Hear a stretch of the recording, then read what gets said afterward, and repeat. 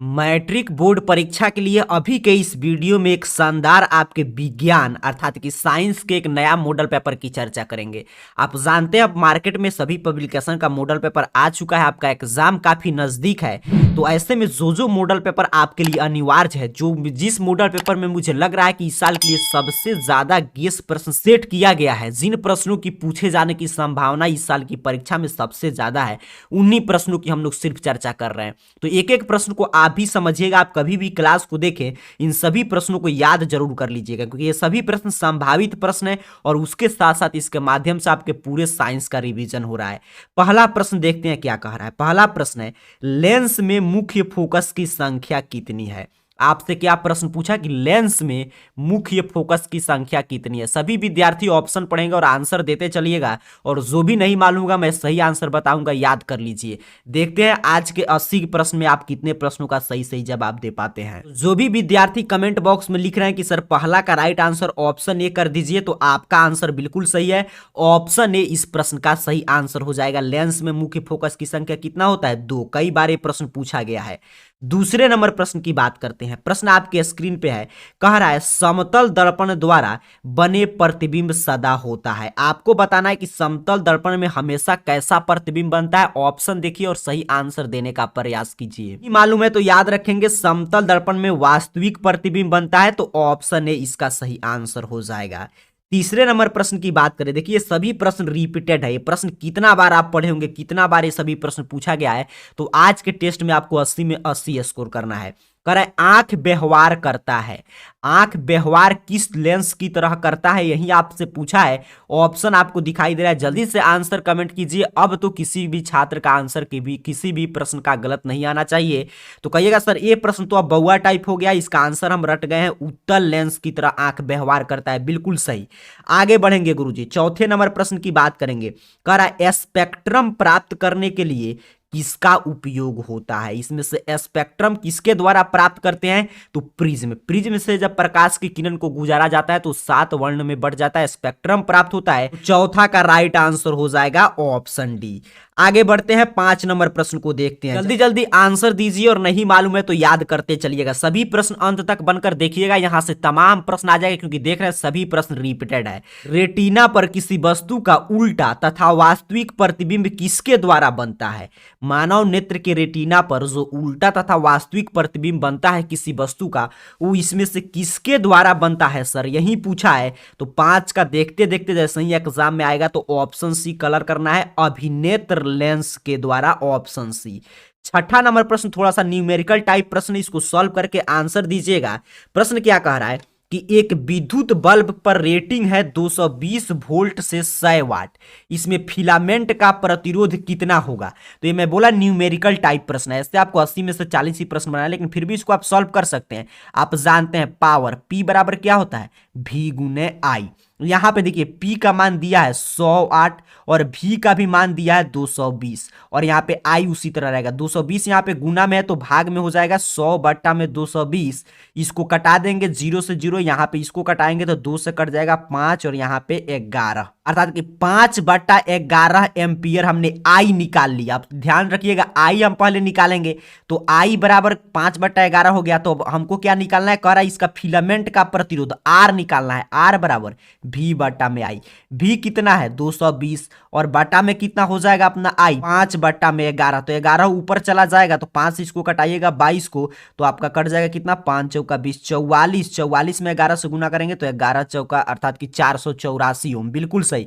Option C इसका सही answer हो जाएगा। न्यूमेरिकल टाइप प्रश्न है, पहले P बराबर V गुने I फार्मूला से आप I निकालिएगा, उसके बाद R पूछा था तो R बराबर V बटा I कर देंगे, 484 ओम इसका सही आंसर आ जाएगा। आगे देखते हैं सर 7 नंबर प्रश्न क्या पूछ रहा है। इस साल के लिए सबसे महत्वपूर्ण प्रश्न इस मॉडल पेपर में दिखाई दिया, इसलिए मैं आपके लिए लेकर आया हूं।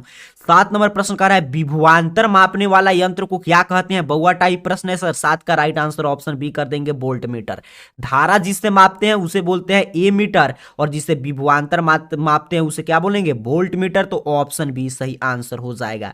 आगे देखिएगा 8 नंबर प्रश्न, सभी महत्वपूर्ण प्रश्न है। कह रहा है ए मीटर को विद्युत परिपथ में कैसे जोड़ा जाता है। तो ए मीटर पूछा है तो आप जानते हैं ए मीटर को हम लोग विद्युत परिपथ में श्रेणी क्रम में जोड़ते हैं सर। ऑप्शन ए सही सही आंसर हो जाएगा।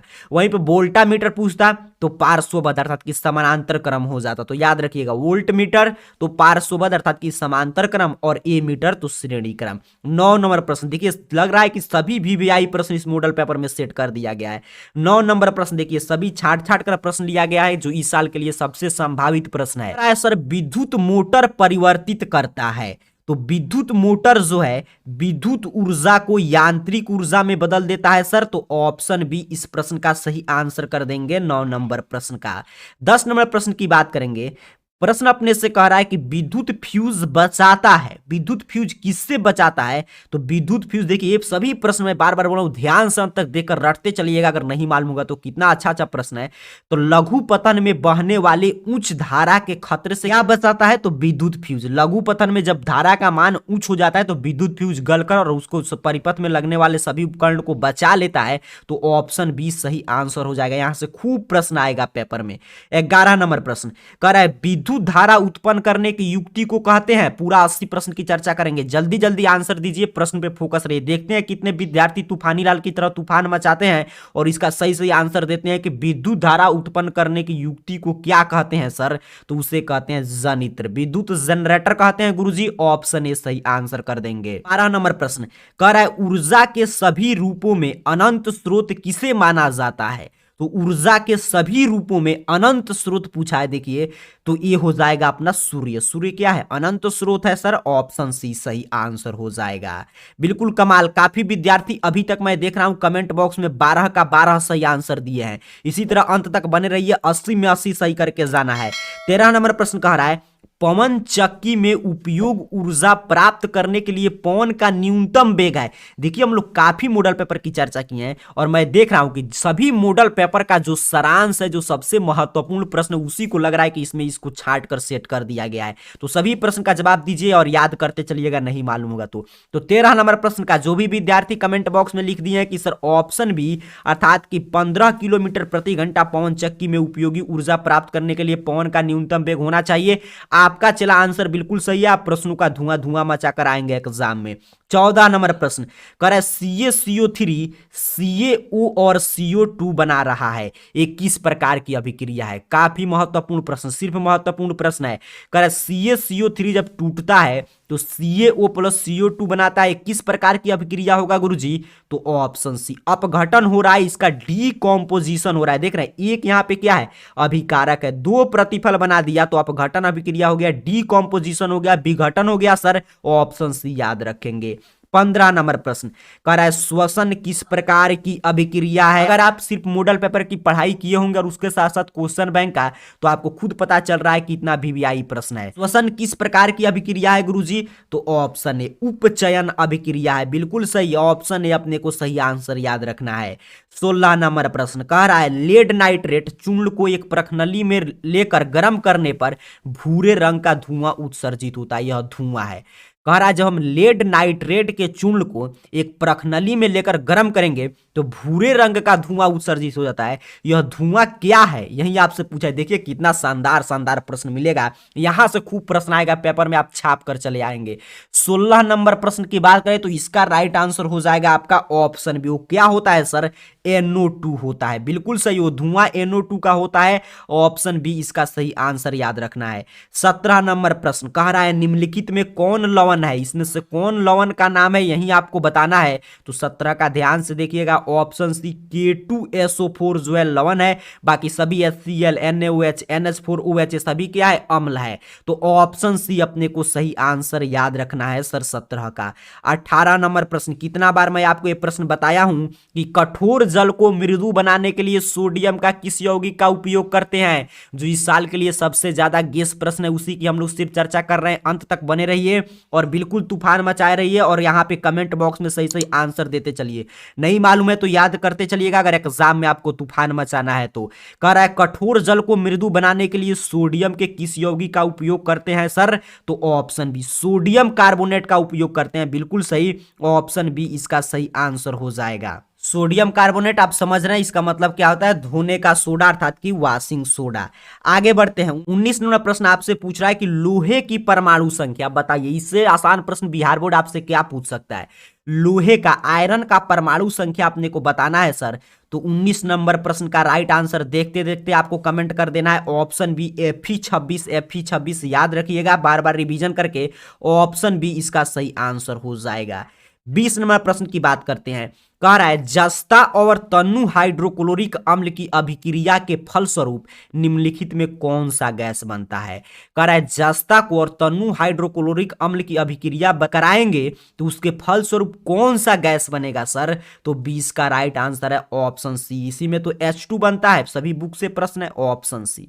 21 नंबर प्रश्न की बात करते हैं गुरुजी। 21 नंबर प्रश्न, निम्नलिखित में कौन अधिक अभिक्रियाशील है। निम्नलिखित में कौन सबसे अधिक अभिक्रियाशील है सर। Cu, बिल्कुल सही, ऑप्शन ए Cu इसका सही आंसर हो जाएगा 21 का। आगे बढ़ेंगे, 22 नंबर प्रश्न की बात करेंगे। प्रश्न कह रहा है विद्युत अपघटन में इलेक्ट्रॉन मुक्त होता है। विद्युत अपघटन में इलेक्ट्रॉन किस पे मुक्त होता है। तो इलेक्ट्रॉन मुक्त होता है एनोड पर। ये काफी बार पूछा जाता है प्रश्न, तो याद रखिएगा इलेक्ट्रॉन किस पे मुक्त होता है। तो एनोड पर विद्युत अपघटन में, ऑप्शन ए सही आंसर है 22 का। आगे बढ़ते हैं, 23 नंबर प्रश्न को देखते हैं। प्रश्न कह रहा है हाइड्रोकार्बन कौन है सर। इसमें से हाइड्रोकार्बन का उदाहरण कौन है। देखते हैं कितने विद्यार्थी इसका सही सही आंसर दे पाते हैं 23 का, कि हाइड्रोकार्बन इसमें से कौन है। तो यहाँ पे देखिए C6H12O6, जिसमें जानते हैं कार्बन और हाइड्रोजन के यौगिक, तो यही हो जाएगा। तो ऑप्शन बी इसका सही आंसर कर देंगे 23 का। 24 नंबर प्रश्न देखिए, बिल्कुल वीवीआई प्रश्न, इसलिए मैं बोला शुरू में कितना शानदार शानदार प्रश्न आपको मिल रहा है, यहां से खूब प्रश्न आएगा। कह रहा है सिंगल बॉन्ड COOH अभिक्रियाशील मूलक को क्या कहते हैं। देखते हैं कितने विद्यार्थी सही सही आंसर दे पाते हैं। सभी विद्यार्थी इसका सही सही आंसर देंगे। इसको मैं कितना बार आपको सिखा चुका हूं कि जब से ही आएगा सिंगल बॉन्ड COOH तो ये हो जाएगा कार्बोक्सिल अम्ल, अर्थात की ऑप्शन सी कार्बोक्सिलिक अम्ल। तो ऑप्शन सी देखते देखते आपको इसका ऑप्शन कलर करके आना है OMR सीट पे। 25 नंबर प्रश्न कह रहा है आवर्त सारणी में किस वर्ग के में ऊपर से नीचे आने पर तत्वों की धात्विक गुण। कह रहे आवर्त सारणी में किसी वर्ग में जब हम ऊपर से नीचे की तरफ आएंगे तो तत्वों के धात्विक गुण पर इसका क्या प्रभाव पड़ेगा सर। तो बढ़ता है, बिल्कुल सही, ऑप्शन ए सही आंसर करेंगे सर, बढ़ता है। 26 नंबर प्रश्न कह रहा है आवर्त सारणी के प्रथम वर्ग के सदस्य। तो आवर्त सारणी में जितने भी प्रथम वर्ग में सदस्य है तो सभी क्षारीय धातु है सर, याद रखेंगे, ऑप्शन बी। जल्दी जल्दी थोड़ा सा हम लोग चलेंगे क्योंकि 80 ऑब्जेक्टिव प्रश्न को समाप्त करना है। आप भी सिर्फ प्रश्न पे फोकस रहिए, इधर उधर की कोई बात नहीं। 27 नंबर प्रश्न कह रहा है कृत्रिम वृक्क, अब बायोलॉजी से प्रश्न है, कह रहा है कृत्रिम वृक्क किन अपशिष्ट उत्पादों को रुधिर से अपोहन द्वारा पृथक करता है। तो बताना है कि कृत्रिम वृक्क जो है वो किन अपशिष्ट पदार्थ को रुधिर से अपोहन द्वारा पृथक करता है। तो बायोलॉजी के बुक का लाइन उठाकर पूछ दिया, ऑप्शन ए नाइट्रोजन, बिल्कुल सही, ऑप्शन ए क्या हो जाएगा इसका, नाइट्रोजन सही आंसर हो जाएगा 27 का।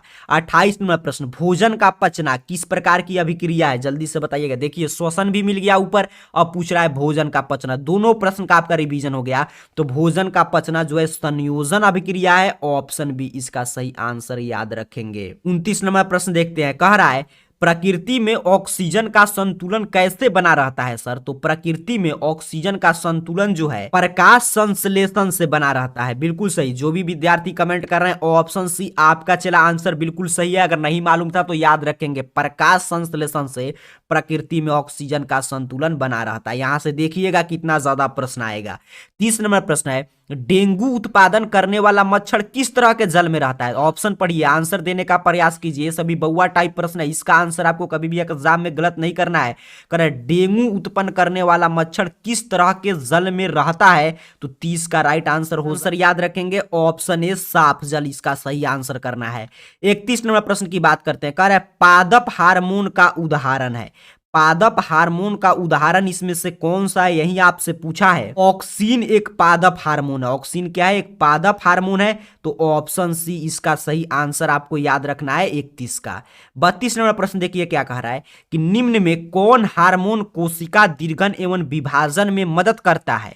तो इसमें से जो है आपका जिब्रेलिन जो है, ये जिब्रेलिन हार्मोन जो है एक कोशिका दीर्घन और विभाजन में मदद करता है। तो 32 का राइट आंसर हो जाएगा ऑप्शन बी। आगे देखते हैं 33 नंबर प्रश्न आपके स्क्रीन पे शो कर रहा है, प्रश्न पढ़िए और आंसर देने का प्रयास कीजिए। कह रहा है तंत्रिका कोशिका क्या कहलाती है? तंत्रिका कोशिका क्या कहलाती है, यही आपसे प्रश्न पूछा है सर। तो तंत्रिका कोशिका क्या कहलाता है? न्यूरॉन जो है तंत्रिका कोशिका है, तो ऑप्शन बी इसका सही आंसर रट जाइएगा 33 का। 34 नंबर प्रश्न है अंडाणु निषेचित होते हैं, देखिए क्या पूछ रहा है, निषेचित पूछा है, तो कहां होगा? अंडाशय में, बिल्कुल सही, ऑप्शन डी अपने को सही आंसर याद रखना है 34 का। आगे देखते हैं सर 35 नंबर प्रश्न, मानव मादा में जनन तंत्र का भाग नहीं है, इसमें कौन जो है मानव मादा में जनन तंत्र नहीं पाया जाता है, यही प्रश्न पूछा है। देखते हैं कितने विद्यार्थी बिना कंफ्यूज का इसका सही सही आंसर दे पाते हैं। तो जो भी विद्यार्थी बिना कंफ्यूजन का कमेंट कर दिए हैं, ऑप्शन सी आपका चला आंसर बिल्कुल सही है। शुक्रवाहिका जो है मानव मादा में जनन तंत्र का भाग नहीं है, ऑप्शन सी अपने को सही आंसर याद रखना है 35 का। 36 नंबर प्रश्न कह रहा है शुक्राणु बनता है गुरुजी, शुक्राणु जो है कहां बनता है? तो शुक्राणु वृषण में बनता है, ऑप्शन ए सही आंसर कर देंगे 36 का। आगे बढ़ते हैं सर 37 नंबर प्रश्न की बात करते हैं। कह रहा है पुस्तक द ओरिजिन ऑफ स्पीसीज किसके द्वारा लिखा गया है? पुस्तक द ओरिजिन ऑफ स्पीसीज किसके द्वारा लिखा गया, यही प्रश्न पूछा है। तो ये इसके राइटर कौन है? Charles Darwin, option C. देखिए कितना महत्वपूर्ण प्रश्न मिल रहा है, चार्ल्स डार्विन, रटते चलिए मेरे साथ। 38 नंबर प्रश्न कह रहा है ओजोन परत पाया जाता है, ओजोन परत जो सूरज से आने वाले पराबैंगनी किरण से हमारी रक्षा करता है, जो फिल्टर के भांति काम करता है, वही पूछ रहा है आपसे कि ओजोन परत कहां पाया जाता है गुरुजी? तो 38 का राइट आंसर है ऑप्शन सी, एस्ट्रोस्फीयर में पाया जाता है। तो ऑप्शन ए अपने को 38 का राइट आंसर याद रखना है। आगे बढ़ते हैं 39 नंबर प्रश्न को देखते हैं। प्रश्न कह रहा है निम्न में कौन एक जैविक प्रक्रम द्वारा अपघटित होने वाला पदार्थ है? क्या पूछा प्रश्न आपसे कि कौन इसमें से जैविक अपक्रम द्वारा अपघटित होने वाला पदार्थ है? देखिए ये पूछ रहा है। 39 नंबर प्रश्न का राइट आंसर याद रखना है ऑप्शन ए, सूखे घास के पत्ते, ऑप्शन ए इसका सही आंसर हो जाएगा 39 का। 40 नंबर प्रश्न कह रहा है निम्नलिखित में से कौन एक भूमिगत जल का उदाहरण है? इसमें से कौन एक भूमिगत जल का उदाहरण है? तो कुआं, कुआं देखिए कुआं में जल कहां से आता है? भूमिगत जल समझ रहे हैं आप, भूमि से जो जल आता है, तो कुआं हो जाएगा, ऑप्शन बी सही आंसर है। देखिए एक एग्जाम में अपने को 80 में से 40 प्रश्न का ही जवाब देना है, लेकिन जरूरी नहीं है कि शुरू से हम लोग 40 प्रश्न बना ले, कोई भी 40 प्रश्न का आप जवाब दे सकते हैं। पूरा अंत तक देखिए, सभी प्रश्न महत्वपूर्ण है। अगर इतना प्रश्न आप देख कर जाते हैं तो यहां से काफी प्रश्न टकराएगा। 41 नंबर प्रश्न कह रहा है रासायनिक अभिक्रिया के दौरान किसी पदार्थ में ऑक्सीजन का ह्रास कहलाता है। सोचिए कितना लॉजिकल प्रश्न पूछा है, लेकिन अगर आप कॉन्सेप्ट को सीखें तो सभी प्रश्न आपके लिए आसान हो जाएगा। क्या पूछा सर कि रासायनिक अभिक्रिया के दौरान किसी पदार्थ में ऑक्सीजन का ह्रास, ह्रास का मतलब क्या होता है? कमी, तो क्या हो जाएगा? अपचयन हो जाएगा, बिल्कुल सही, ऑक्सीजन का ह्रास हो रहा है, ऑप्शन भी सही आंसर है। 42 नंबर प्रश्न कह रहा है कौन सी गैस वैश्विक ऊष्मन के लिए उत्तरदायी है? ऑप्शन ए कार्बन डाइऑक्साइड जो है वो वैश्विक ऊष्मन के लिए उत्तरदायी गैस है, तो ऑप्शन ए सही आंसर कर देंगे। 43 नंबर प्रश्न है पीत रस कहां से स्रावित होता है? आपसे क्या पूछा कि पीत रस जो है इसमें से कहां से स्रावित होता है गुरुजी? तो 43 का राइट आंसर क्या हो जाएगा? ऑप्शन ए अग्नाशय से, बिल्कुल सही, ऑप्शन ए, याद करते चलिएगा। 44 नंबर प्रश्न कह रहा है कौन सा अभिलक्षण वंशागत नहीं है? इसमें से कौन सा अभिलक्षण सर वंशागत नहीं है? तो बाल की प्रकृति जो है, ये बाल की प्रकृति वंशागत नहीं है, तो ऑप्शन डी इसका सही आंसर कर देंगे। 45 नंबर प्रश्न कह रहा है आधुनिक आवर्त सारणी में समूहों की संख्या है। आपको बताना है कि आधुनिक आवर्त सारणी में कितने समूह पाए जाते हैं। देखते हैं कितने विद्यार्थी इसका सही से आंसर दे पाते हैं। आपको जल्दी से सभी विद्यार्थी एक साथ आंसर कमेंट करेंगे कि आधुनिक आवर्त सारणी में समूहों की संख्या कितना है। काफी विद्यार्थी कमेंट कर रहे हैं ऑप्शन डी, ऑप्शन डी आपका चला आंसर बिल्कुल सही है। जो भी विद्यार्थी ऑप्शन डी कमेंट किए हैं 18, आपका आंसर बिल्कुल सही हो जाएगा। 46 नंबर प्रश्न कह रहा है ग्लूकोज के एक अणु में ऑक्सीजन के कितने परमाणु होते हैं? देखिए कितना शानदार प्रश्न है। ग्लूकोज के एक अणु में ऑक्सीजन के कितने परमाणु होते हैं? तो बी C6 इस तरह पढ़ते हैं, H12O6, तो क्या हो जाएगा? 6 हो जाएगा, ऑप्शन बी C6H12O6, तो वो कितना हो गया? 6 हो गया, बिल्कुल सही। 47 नंबर प्रश्न देखिए क्या कह रहा है शुद्ध जल का pH मान आपको बताना है शुद्ध जल का पीएच मान। बहुआ टाइप प्रश्न है, कोई कंफ्यूजन नहीं। ऐसे तो जल जब अशुद्ध होगा तो अम्लीय हो जाता है, लेकिन जो शुद्ध जल होता है सर उसका पीएच मान 7 होता है और उदासीन होता है। ऑप्शन बी सही आंसर, क्योंकि स्पष्ट रूप से लिखा था शुद्ध जल। ऑप्शन बी सही आंसर करेंगे। 48 नंबर प्रश्न, उम्मीद करता हूं आप आंसर दे रहे हैं और जो भी आंसर नहीं मालूम है उसे रटते चल रहे हैं। कह रहा है किस वर्ण रंग का तरंग दैर्ध्य सबसे बड़ा होता है? बड़ा का मतलब सबसे ज्यादा होता है। पूछ रहा है किसका तरंग दैर्ध्य सबसे ज्यादा होता है सर, तो 48 का राइट आंसर है ऑप्शन ए लाल। आप जानते हैं जिसका तरंग दैर्ध्य अधिक उसका प्रकीर्णन कम, तो लाल का प्रकीर्णन इसीलिए तो कम होता है क्योंकि उसका तरंग दैर्ध्य ज्यादा होता है, इसलिए हम लोग खतरे के संकेत में किसका प्रयोग करते हैं? लाल रंग का। बिल्कुल कोई कंफ्यूजन नहीं रखना है। 49 नंबर प्रश्न कह रहा है गोलीय दर्पण की वक्रता त्रिज्या 40 सेंटीमीटर है तो उसकी फोकस दूरी कितना होगा? ये तो बहुआ टाइप प्रश्न है, किसी विद्यार्थी का किसी भी हाल में ना यहां पे आपको आंसर गलत करना है और ना ही एग्जाम में। कह रहा है गोलीय दर्पण की वक्रता त्रिज्या गुरुजी 40 सेंटीमीटर है, फोकस दूरी F बराबर R/2 करेंगे, 40 में 2 से भाग दे देंगे। बिल्कुल सही ऑप्शन सी, अर्थात कि 20 सेंटीमीटर सही आंसर निकल कर आ जाएगा। आगे बढ़ते हैं। 49 का क्या याद रखना है? Option C. 50 नंबर प्रश्न, यहां पे ध्यान से देखिएगा, नहीं दिखाई दे रहा होगा तो वीडियो क्वालिटी 360 कर लीजिए क्योंकि क्लासेस चल रहा है। किसी गोलीय लेंस के लिए रैखिक आवर्धन है, गोलीय लेंस के लिए क्या पूछा? रैखिक आवर्धन का फॉर्मूला सर, तो 50 नंबर प्रश्न का राइट आंसर देखते देखते ऑप्शन सी करना है, ए और बी दोनों, क्योंकि देखिए m बराबर H1/H भी होता है और V/U भी होता है। ध्यान से, इसलिए मैं बोला काफी शानदार शानदार प्रश्न आपको मिल रहा है। यहाँ पे फिर से एक बार देख लीजिएगा, गोलीय लेंस के लिए रैखिक आवर्धन तो आप पढ़े H2/H1 वही दिया है और m बराबर V/U, तो ए और बी दोनों कर देंगे, ऑप्शन सी सही आंसर करेंगे। आगे देखते हैं सर 51 नंबर प्रश्न अपने से क्या पूछ रहा है। प्रश्न पूछा है कि आयु में वृद्धि होने पर मानव नेत्र के समंजन क्षमता घट जाता है, यह दोष क्या कहलाता है सर? तो यही तो दोष कहलाता है जरा दृष्टि दोष। बिल्कुल सही ऑप्शन डी। हम लोग पढ़ते हैं जरा दृष्टि दोष कब होता है? तो जैसे ही किसी का आयु में वृद्धि होगा उसके मानव नेत्र का समंजन क्षमता घट जाता है, इसी से जो दोष उत्पन्न होता है उसे हम लोग बोलते हैं जरा दृष्टि दोष। ऑप्शन डी सही आंसर याद रखेंगे 51 का। आगे बढ़ेंगे सर 52 नंबर प्रश्न की बात करते हैं। प्रश्न कह रहा है दूर दृष्टि वाली आंखें साफ साफ देख सकता है। दूर दृष्टि वाला आंख किसे साफ साफ देख सकता है? यही प्रश्न आपसे पूछा है, तो दूर की वस्तुओं को। बिल्कुल सही ऑप्शन ए। देखिए कोई कंफ्यूजन नहीं, हमारे दूर दृष्टि दोष है तो हम सिर्फ दूर की ही वस्तु को देख पाएंगे, अगर निकट दृष्टि दोष है तो निकट की ही वस्तु को देख पाएंगे। ऑप्शन ए सही आंसर करेंगे। 53 नंबर प्रश्न प्रतिरोधकता का मात्रक है, प्रतिरोध नहीं पूछा है, कोई कंफ्यूजन नहीं रखना है। क्या पूछ रहा है सर? प्रतिरोधकता का एसआई मात्रक, तो देखते देखते आंसर कमेंट करना है ओम मीटर, ऑप्शन ए। अब प्रतिरोध का क्या होता है? ओम होता है, कोई कंफ्यूजन मत रखिएगा, ऑप्शन ए सही आंसर है। 54 नंबर प्रश्न देखते हैं कितने विद्यार्थी इस प्रश्न का तूफानी लाल की तरह तूफान मचाकर सही सही आंसर देते हैं। और विद्युत चुंबक बनाने के लिए उपयुक्त पदार्थ है, तो विद्युत चुंबक बनाने के लिए नरम लोहा का प्रयोग करते हैं। काफी शानदार, काफी लाजवाब, काफी विद्यार्थी ऑप्शन ए कमेंट कर दिए हैं, आपका आंसर बिल्कुल सही हो जाएगा। विद्युत चुंबक बनाने के लिए याद रखेंगे सर नरम लोहे का उपयोग करते हैं, तो ऑप्शन ए अपने को सही आंसर करना है। 55 नंबर प्रश्न की बात करते हैं। प्रश्न क्या कह रहा है कि घरों में विद्युत से दुर्घटना किसके कारण होता है? किसके कारण इसमें से जो है विद्युत की दुर्घटना होता है घर में, यही प्रश्न पूछा है। तो जब शॉर्ट सर्किट पकड़ लेता है ना घर में, ऑप्शन बी शॉर्ट सर्किट, तो दुर्घटना हो जाता है, ऑप्शन बी सही आंसर है। इसी से बचने के लिए किसका उपयोग करते हैं? फ्यूज तार का उपयोग करते हैं। 56 नंबर प्रश्न सौर कुकर में किस प्रभाव का उपयोग होता है? सौर कुकर में जो हम लोग है किसका उपयोग करेंगे? बिल्कुल लॉजिकल प्रश्न पूछ रहा है, तो सौर कुकर में हमारा ग्रीन हाउस प्रभाव का उपयोग होता है, तो हम लोग ऑप्शन ए इसका सही आंसर कर देंगे 56 का। आगे बढ़ते हैं 57 नंबर प्रश्न को देखते हैं। प्रश्न क्या कह रहा है? नाभिकीय ऊर्जा प्राप्त करने हेतु आवश्यक है, तो नाभिकीय ऊर्जा के लिए यूरेनियम का जो हम लोग विस्फोट कराते हैं तो नाभिकीय ऊर्जा प्राप्त होता है, ऑप्शन सी 57 का सही आंसर हो जाएगा। 58 नंबर प्रश्न देखिए फिर आ गया न्यूमेरिकल टाइप प्रश्न। कह रहा है 12 वोल्ट विभवांतर के दो बिंदुओं के बीच 2 कूलम्ब आवेश को ले जाने में कितना कार्य किया जाएगा। कार्य पूछ रहा है W और V का मान दिया है और आवेश का भी मान दिया है। 24 जूल हो जाएगा, बिल्कुल सही, राइट आंसर हो जाएगा। W बराबर कितना होगा आपका V गुने Q, तो 12 गुने 2 कर देंगे 24 जूल।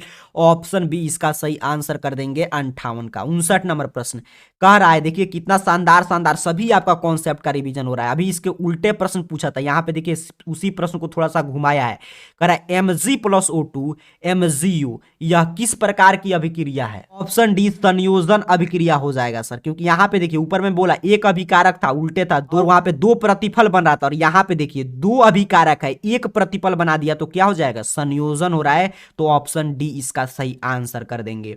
60 नंबर प्रश्न कह रहा है रासायनिक समीकरण Fe+H2O Fe3O4+H2 को संतुलित करने पर जल में अणुओं की संख्या हो गई। यही प्रश्न आपसे पूछ रहा है, तो 60 का राइट आंसर क्या हो जाएगा, करें इसको संतुलित कीजिए। देखिए संतुलित जब हम इसको करेंगे तो 60 का राइट आंसर क्या हो जाएगा, ऑप्शन सी 4, क्योंकि यहाँ पे देखिएगा जल के अणुओं की संख्या पूछा था H2O, तो इधर 4 होगा, 2 और यहाँ पे ठीक है, तो इधर भी 4 हो जाएगा। ऑप्शन सी अपने को सही आंसर याद रखना है 60 का।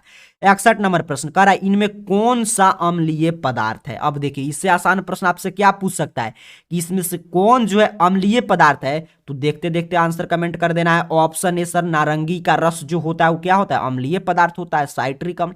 62 नंबर प्रश्न अम्ल वे पदार्थ हैं जो जल में घुलकर क्या देते हैं सर, परिभाषा पूछ दिया, H+ आयन देते हैं। याद करते चलिए, अंत तक देखिएगा कितना महत्वपूर्ण प्रश्न मिलेगा। ये तो मैं पीछे आपको सब्जेक्टिव प्रश्न में भी याद कराया था कि अम्ल वे पदार्थ हैं जो जल में घुलकर H+ आयन देते हैं, तो ऑप्शन ए इसका सही आंसर कर देना है 62 का। 63 नंबर प्रश्न कह रहा है कि कौन धातु है जिसका दहन चमकदार श्वेत ज्वाला के साथ संपन्न होता है। देखते हैं कितने विद्यार्थी इसका सही सही आंसर दे पाते हैं। प्रश्न आपके स्क्रीन पे और उसके साथ साथ उसका ऑप्शन भी शो कर रहा है। कह रहा है कि कौन धातु जिसको हम जलाते हैं, दहन करते हैं, तो चमकदार श्वेत ज्वाला के साथ संपन्न होता है उसकी दहन की क्रिया, तो क्या है, Mg है। ऑप्शन सी Mg के फीता को जलाना हम लोग सीखे थे, आपके प्रयोग भी इसका पढ़ना है, तो ऑप्शन सी उसका सही आंसर था 63 का। आगे देखते हैं 64 नंबर प्रश्न कह रहा है कौन सी धातु जल से अभिक्रिया करती है। तो कौन सी धातु सर, तो के धातु जो है ना एक जल से अभिक्रिया करता है, क्योंकि पूछा था, तो ऑप्शन डी इसका सही आंसर करेंगे। बाकी देखिए सोना चांदी पीवी कोई भी जल के साथ अभिक्रिया नहीं करता है, तो ऑप्शन डी सही आंसर हो जाएगा। 65 नंबर प्रश्न कह रहा है कार्बन और हाइड्रोजन से बने यौगिक को क्या कहते हैं। देखिए क्या पूछा, कार्बन और हाइड्रोजन से बने यौगिक को क्या कहते हैं, तो हाइड्रोकार्बन कहते हैं। ऑप्शन सी सही आंसर कर देंगे, बिल्कुल सही, ऑप्शन सी इस प्रश्न का सही आंसर हो जाएगा। आगे कह रहा है 66 नंबर प्रश्न ऑक्जेलिक अम्ल का प्राकृतिक स्रोत निम्नलिखित में से कौन सा है सर। ऑक्जेलिक अम्ल का प्राकृतिक स्रोत पूछा था, तो टमाटर, ऑप्शन बी सही आंसर करेंगे। संतरा में बताइए, संतरा में कौन अम्ल पाया जाता है, तो साइट्रिक अम्ल, बिल्कुल सही। सीरिका में कौन अम्ल पाया जाता है, देखिए क्या पूछ रहा है, सीरिका, तो इसमें पाया जाएगा एसिटिक अम्ल, और इमली में टार्टिक अम्ल, और टमाटर में ऑक्जेलिक अम्ल। सभी आपको याद रखना है चारों ऑप्शन। 67 नंबर प्रश्न की बात करते हैं, कह रहा है अपमार्जक से बनाए जाते हैं, अपमार्जक से, डिटर्जेंट से, इसमें क्या क्या बनाया जाता है, ऑप्शन के अनुसार आपको सही आंसर कमेंट करना है। तो देखिए इससे जो है शैम्पू भी बनाया जाता है, इजी सर्फ भी बनाया जाता है, और सर्फ एक्सल भी बनता है, सभी चीज बनता है, तो ऑप्शन डी इसका सही आंसर, क्योंकि डिटर्जेंट की बात हो रहा था, तो ऑप्शन डी सही आंसर करेंगे। 68 नंबर प्रश्न कह रहा है दूसरे आवर्त में कितने तत्व हैं। दूसरे आवर्त में कितने तत्व हैं, तो 8 तत्व हैं, बिल्कुल सही, ऑप्शन बी। दूसरे नंबर आवर्त की बात कर रहा है, ऑप्शन बी सही आंसर कर देंगे। 69 नंबर प्रश्न करे आधुनिक आवर्त सारणी के वर्ग 11 के तत्व कहलाते हैं। तो आधुनिक आवर्त सारणी के वर्ग 11 के तत्व क्या कहलाएंगे सर, तो 69 का राइट आंसर हो जाएगा। ऑप्शन ए मुद्रा धातु कहलाते हैं, तो ऑप्शन ए सही आंसर, क्योंकि यहां पे देखिएगा क्या कर रहा है, वर्ग 11, तो मुद्रा धातु कहलाते हैं, ऑप्शन ए सही आंसर करेंगे। आगे देखते हैं 70 नंबर प्रश्न कर रहा है फैटी अम्ल और ग्लिसरॉल के अवशोषण होता है। तो फैटी अम्ल और ग्लिसरॉल का जो अवशोषण होता है वो होता है आपका लैक्टिक मल द्वारा, तो ऑप्शन डी इसका सही आंसर याद करते चलिएगा। 71 नंबर प्रश्न देखते हैं कितने विद्यार्थी इसका सही सही आंसर दे पाते हैं। कह रहा है भोजन का पचना किस प्रकार की अभिक्रिया है। भोजन का पचना अभी हम लोग चर्चा किए थे सर, उपचयन अभिक्रिया है, ऑप्शन ए सही आंसर कर देंगे 71 का।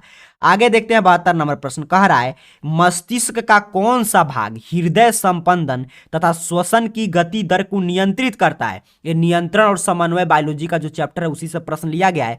पूछ रहा है कि मस्तिष्क का कौन सा भाग हृदय स्पंदन और श्वसन के गति दर को नियंत्रित करता है सर, तो मेडुला। कौन नियंत्रित करता है, मेडुला। ऑप्शन बी सही आंसर है 72 का। 73 नंबर प्रश्न कह रहा है कि अगर हाइड्रा के शरीर को कई टुकड़ों में काट दिया जाए तो, अगर हाइड्रा के शरीर को कई टुकड़ों में काट दिया जाएगा तो क्या हो जाएगा, तो ये हर टुकड़ा विकसित होकर नया हाइड्रा का निर्माण करेगा। सीधे सीधे बुक का लाइन पूछा है। ऑप्शन सी, हर टुकड़ा विकसित होकर नया हाइड्रा बना लेगा सर। ऑप्शन सी सही आंसर करेंगे 73 का। 74 नंबर प्रश्न कह रहा है ऐसे जीव जिनमें दोनों लिंग उपस्थित हो, अर्थात कि जिसमें मेल ऑर्गन और फीमेल ऑर्गन भी पाया जाता है, उसे हम क्या कहते हैं सर, उसे कहते हैं द्विलिंगी जीव। ऑप्शन बी सही आंसर कर देंगे 74 का, द्विलिंगी जीव। 75 नंबर प्रश्न कह रहा है जैव विकासवाद के अलावा डार्विन ने किस पर शोध किया। ये कितना शानदार शानदार प्रश्न है। कह रहा है जैव विकास की तो ठीक है अवधारणा डार्विन ने दिया, लेकिन इसके अलावा इस ऑप्शन के अनुसार बताना है कि किस पे और डार्विन ने शोध किया था सर, तो 75 का राइट आंसर हो जाएगा ऑप्शन सी, केचुआओं की भूमिकाओं पे भी शोध किया था, तो ऑप्शन सी सही आंसर हो जाएगा। 76 नंबर प्रश्न कह रहा है कौन सा रक्त समूह सबसे रक्त ले सकता है। देखिए क्या पूछा, सबसे रक्त ले सकता है अर्थात कि यूनिवर्सल एक्सेप्टर है, तो ऑप्शन सी ए बी इसका सही आंसर कर देंगे 76 का। आगे देखते हैं 77 नंबर प्रश्न कह रहा है किसी भी आहार श्रृंखला में प्रथम पोषी स्तर प्रायः किनसे निर्मित होता है।